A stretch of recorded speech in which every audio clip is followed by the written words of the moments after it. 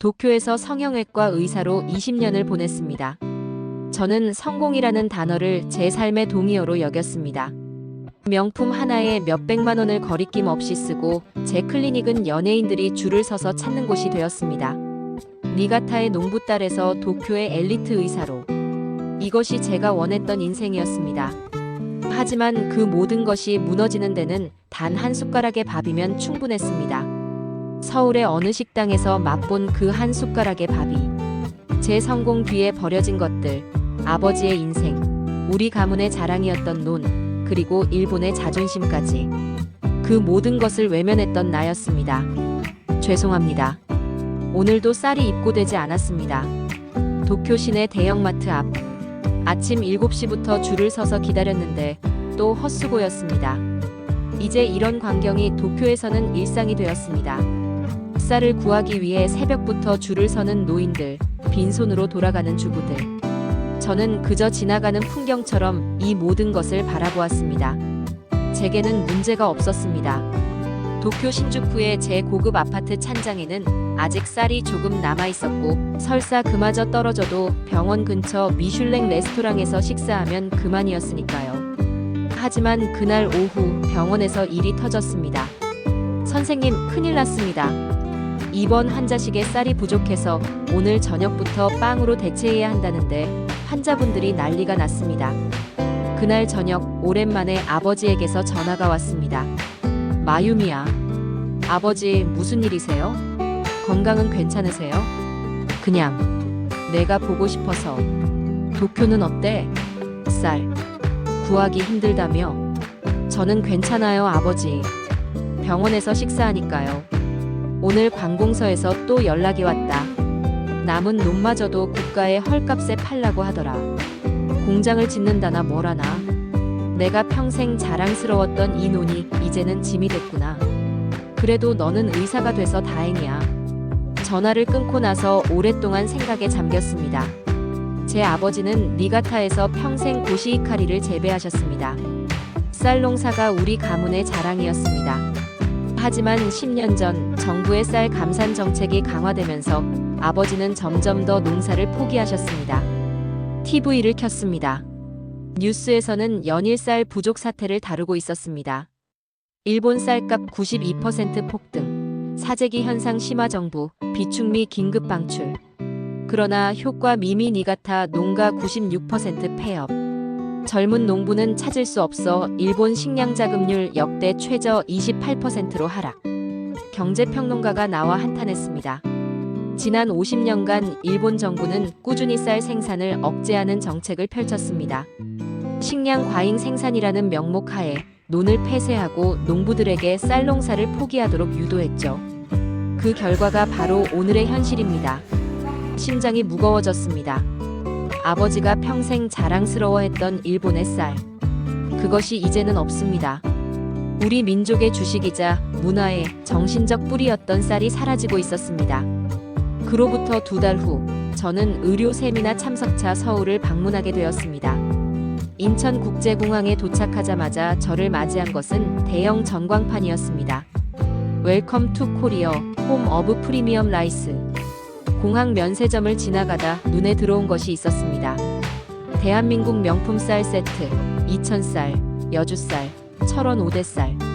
고급스러운 나무 상자에 포장된 쌀 선물 세트가 명품 가방과 화장품 사이에 진열되어 있었습니다. 더 놀라운 것은 주변에 몰려있는 일본인 관광객들이었습니다. 이거 도쿄에 가져가면 명품백보다 인기 있을 거예요. 작년에 선물 받은 이천쌀, 정말 맛있었어요. 이번엔 3박스 사갈 거예요. 제 귀를 의심했습니다. 일본인들이 한국 쌀을 사가다니. 우리 고시히카리는 세계 최고의 쌀이 아니었던가요? 세미나 첫날, 점심시간에 도시락이 제공되었습니다. 정갈한 한식 도시락과 함께 나온 밥. 한 숟가락 입에 넣는 순간 저도 모르게 젓가락을 멈췄습니다. 이 밥, 뭔가 다르네요. 옆자리 한국 의사가 웃으며 말했습니다. 여주쌀입니다. 특별히 주문한 거예요. 한국의 프리미엄 쌀이죠. 정말 맛있네요. 식었는데도 이렇게 찰기가 있다니. 그 맛은 솔직히 말하자면 아버지의 고시히카리보다 좋았습니다. 찰기가 남달랐고 감칠맛이 오래 남았습니다. 이어지는 대화에서 한국 의사들은 쌀에 대한 자부심이 대단했습니다. 우리 병원에서는 환자식 쌀 품종을 계절별로 바꿔요. 여름엔 찰기가 덜한 삼광미, 겨울엔 찰진 신동진으로요. 저희 병원은 아예 쌀 소믈리에를 고용했어요. 환자 질환별로 적합한 쌀을 추천해 주거든요. 저녁에는 혼자 강남 식당에 들어갔습니다. 벽에 걸린 안내문이 눈에 들어왔습니다. 오늘의 밥 철원 오대쌀 농부 김정우님 직거래. 식당에서 쌀 품종과 농부 이름까지 표시한다고요? 그것도 자랑스럽게. 식사를 마치고 주변 대형마트에 들어갔습니다. 그리고 저는 또 다른 충격을 받았습니다. 쌀 코너는 매대가 가득 차 있었습니다. 다양한 품종, 다양한 지역의 쌀이 넘쳐났습니다. 그리고 한쪽 수입 코너의 작은 자리. 일본산 고시히카리, 프리미엄 수입쌀. 우리의 자랑, 일본의 혼이라 불렸던 고시히카리가 수입쌀 코너 한 구석에 자리하고 있었습니다. 가격은 한국 쌀의 2배 가까이 비쌌지만 특별할 것 없이 그저 외국 쌀 중 하나로 취급되고 있었습니다. 한 직원이 다가왔습니다. 이 일본 쌀 잘 팔리나요? 네, 꽤 인기 있어요. 일본 식당들이 많이 사가고 일본 음식 좋아하는 한국 고객들도 가끔 사가세요. 요리용으로 쓰시려면 국내산 추청이 비슷한 맛인데 더 저렴해요. 쓴 웃음이 나왔습니다. 우리의 자랑스러운 고시히카리가 그저 요리용으로 추천되는 수입쌀이 되어버렸습니다. 다음날 세미나 중간 휴식 시간, 저는 한국 의사에게 물었습니다. 한국에서는 왜 쌀을 이렇게 중요하게 생각하나요? 그의 대답은 의외였습니다. 사실 우리도 20년 전까지는 쌀 농사를 포기할 뻔했어요. 쌀 시장 개방 압력도 있었고 젊은이들이 농촌을 떠나는 현상도 심각했죠. 하지만 정부가 과감한 결정을 내렸어요. 식량 주권을 국가 안보 수준으로 격상시킨 거죠. 어떻게요? 농업을 구시대적 산업이 아닌 첨단 미래 산업으로 재정의했어요. 농대 졸업생들에게 국방 의무 면제 같은 혜택을 주고 스마트팜 창업에 파격적인 지원을 했죠. 그 결과 지금은 농업 스타트업이 IT 스타트업만큼 인기 있는 분야가 됐어요. 세미나가 끝난 후 그는 제게 제안했습니다. 관심 있으시면 내일은 우리 스마트팜 농장에 같이 가보는 건 어떨까요? 경기도 이천에 있는데 청년 농부들이 운영하는 최첨단 농장이에요. 다음 날 우리는 서울에서 차로 1시간 거리의 이천으로 향했습니다. 청춘벼슬이라는 청년 농부 단지였습니다. 영어, 중국어, 일본어가 능통한 30대 초반의 젊은 남자가 우리를 맞이했습니다. 안녕하세요, 박민준입니다. 한국농업기술대학 졸업하고 여기서 5년째 쌀 농사 짓고 있습니다. 그가 안내한 농장은 제가 아는 농촌의 모습이 아니었습니다. 드론이 논 위를 날아다니며 작물 상태를 점검하고 스마트폰으로 수질과 토양 상태를 실시간 모니터링했습니다. 논 관리는 거의 자동화되어 있었습니다. 여기는 저희 제어실입니다. 230헥타르 논을 관리하는 AI 시스템이죠. 각 논마다 센서가 설치되어 있어 물 온도, 산성도, 미네랄 함량을 실시간으로 측정해요. 이 데이터를 바탕으로 AI가 최적의 관계 시점과 비료 공급량을 결정하죠. 박민주는 계속 열정적으로 설명했습니다. 작년에 저희 청춘미가 세계쌀 품종 경연대회에서 대상을 받았어요. 일본의 고시히카리를 능가하는 맛과 영양가를 인정받았죠. 그 말에 가슴이 철렁했습니다. 일본의 쌀이 세계 최고라는 자부심이 완전히 무너지는 순간이었습니다. 농장 구석에서는 외국인 방문객들이 둘러보고 있었습니다. 저분들은 누구인가요? 중국과 동남아시아 투자자들이에요. 우리 기술을 배우려고 매달 찾아옵니다. 한 중국인 투자자가 박민준에게 다가와 물었습니다. 중국도 한국의 농업 기술을 배우고 싶습니다. 기술 이전 비용이 얼마면 될까요? 박민준은 자신감 있게 웃으며 대답했습니다. 기술은 팔지 않습니다. 우리 쌀을 사세요.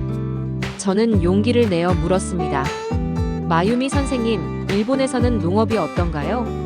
순간 부끄러움이 밀려왔지만 저는 솔직하게 대답했습니다.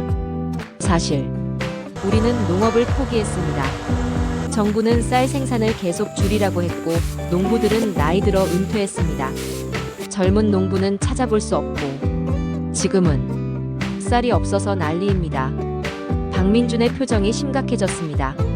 전 세계가 일본의 선례를 반면교사로 삼았습니다. 식량은 결코 포기할 수 없는 국가의 근본이라는 교훈을.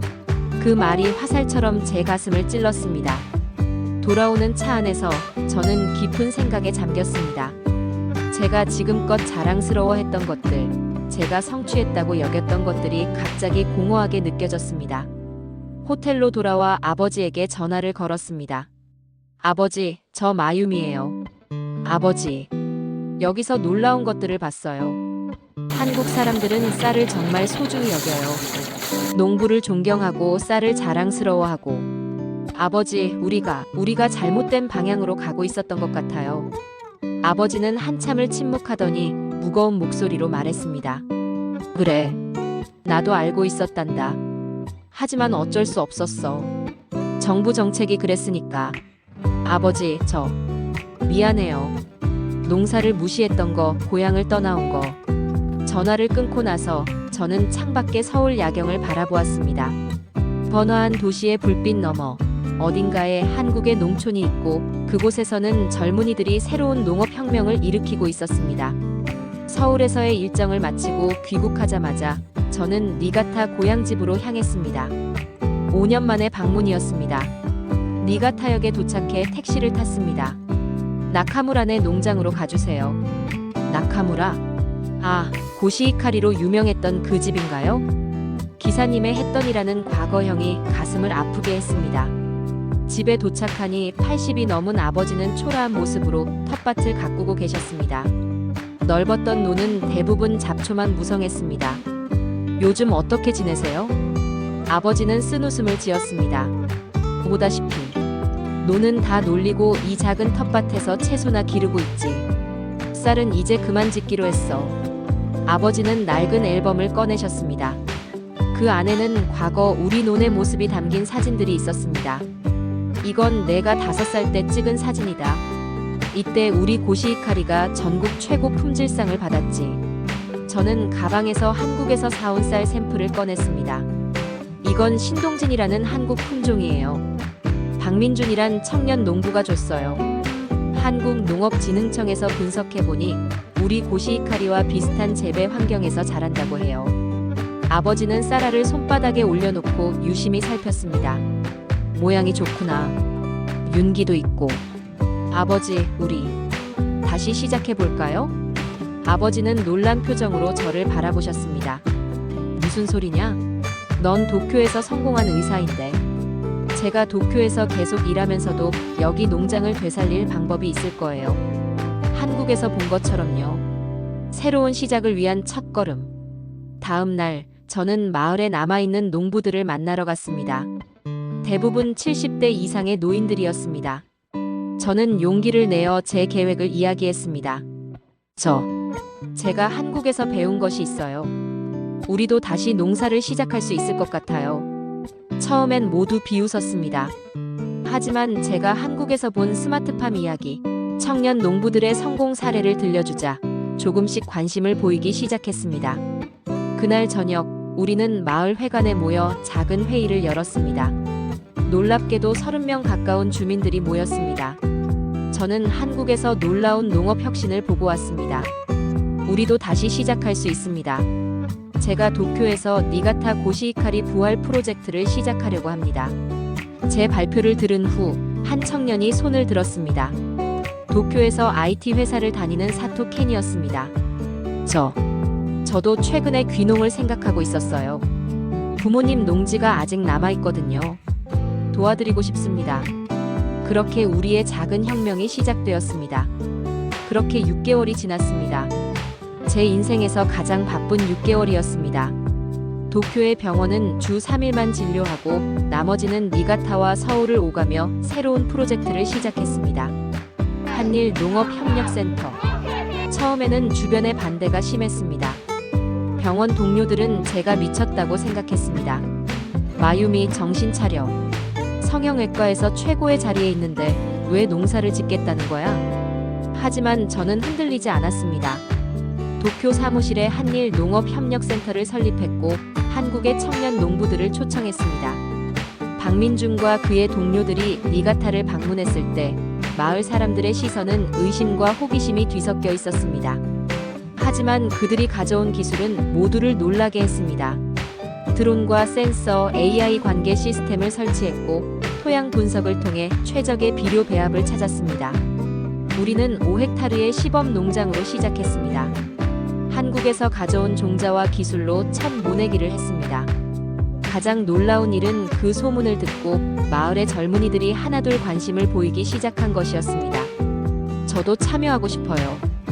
IT 지식이 있어서 시스템 관리를 도울 수 있을 것 같아요. 저는 마케팅을 전공했는데 브랜딩 작업을 도와드릴 수 있을 것 같아요. 가을이 되고 우리의 시범 농장에서 첫 수확을 맞이했습니다. 황금빛으로 빛나는 논은 마치 과거의 영광을 되찾은 것 같았습니다. 드론이 위에서 수확 상황을 기록하고 AI 시스템은 최적의 수확 시점을 알려주었습니다. 사토 캔이 개발한 앱은 실시간으로 수확 현황을 마을 사람들에게 알려주었습니다. 첫 수확한 쌀을 들고 아버지는 눈물을 흘리셨습니다. 마유미야, 내가 평생 농사지었지만 이렇게 행복했던 적은 없었다. 우리는 수확한 쌀로 나카무라 뉴 고시히카리라는 브랜드를 만들었습니다. 도쿄의 재병원 환자들을 대상으로 첫 판매를 시작할 것입니다. 또한 도쿄에서는 나카무라 농업 클리닉이라는 새로운 사업을 시작했습니다. 제 의료 지식을 활용해 쌀의 영양학적 가치를 연구하고 환자별 맞춤형 식이요법을 제공하는 서비스였습니다. 당뇨병 환자에게는 혈당 지수가 낮은 건강 및 품종을 추천합니다. 수술 후 회복기 환자에게는 단백질 함량이 높은 힐링미가 좋습니다.